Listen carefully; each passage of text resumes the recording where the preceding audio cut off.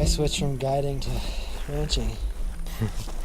I don't know. I guess I like being around the people for guiding or for fishing and hunting, but I like being around the animals better. The cows and the horses. I guess the main thing is with hunting and fishing, you're mainly hunting, you're not doing much in terms of the management of the land. I guess you're helping keep animal numbers down a bit, but not like you do with ranching, where you can really sort of care for the land while you're caring for the animals. Looking at me, falling to the ground. Nice. I'm looking at you, looking at me. Nice fish. Falling to the ground.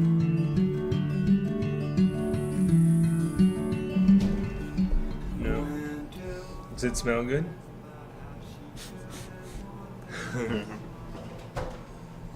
Look at that. Look at that. That's the fish's head. That's his eye. And tail.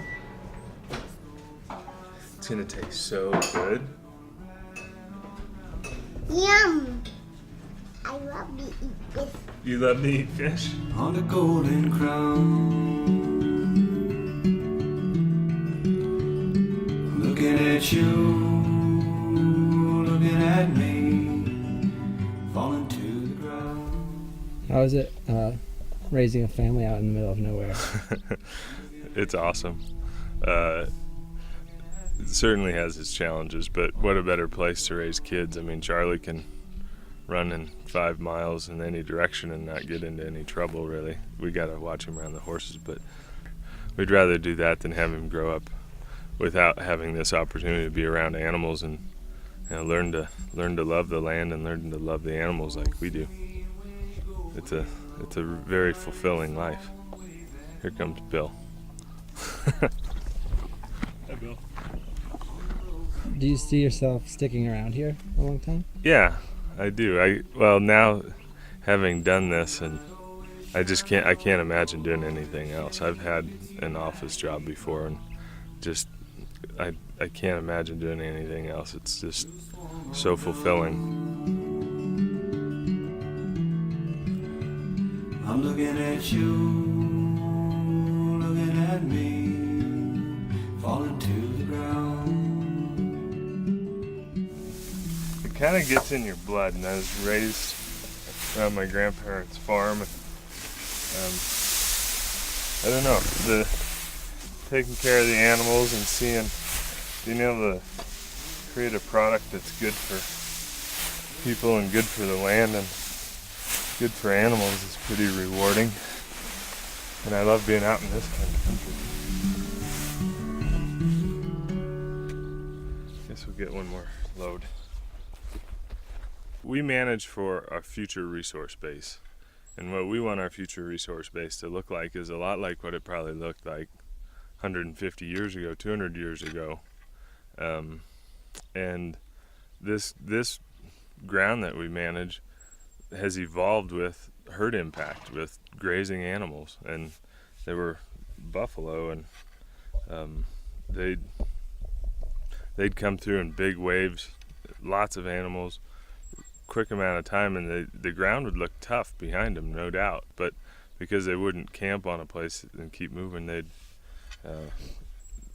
help the ground. And that's why these cows, the buffalo, are gone now. But these cows, if we manage them that way in big herds, short amount of time, keep moving them, it helps this land resource be like it was then. And so it's got native plants and native animals, you know, the wolves, the sage grouse, all of those that we'd like to see. And so we're using the cows as a tool to manage the landscape. An interesting thing, the philosophies kind of go through a lot of what we do, and from handling horses to handling cattle to how we work with employees and other people.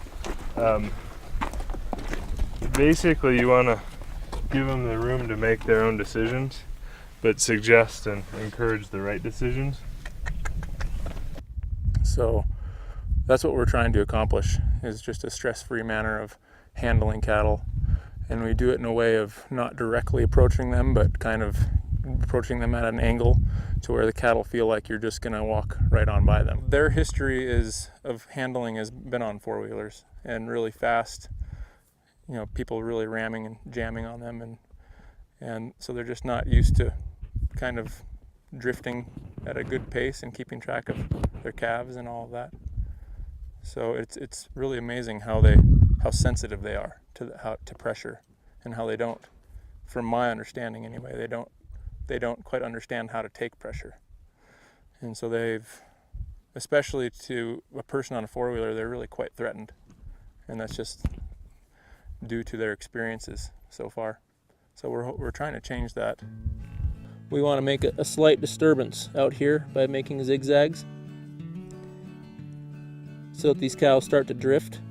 And the cattle really understand straight lines, and they think that they feel that pressure, but they are not threatened because they think you're just going to ride right on by.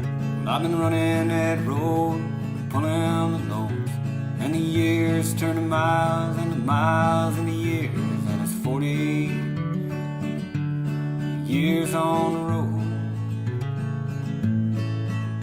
Traded faith and tomorrow for the freedom that burns in my soul. And I've seen old glory from the east to the west, seen his poor people get their worst and their best, and it's 40 years on the road. From the cool lights of Fairbanks to the warm Georgia sunsets of gold. It's a long, lonesome road,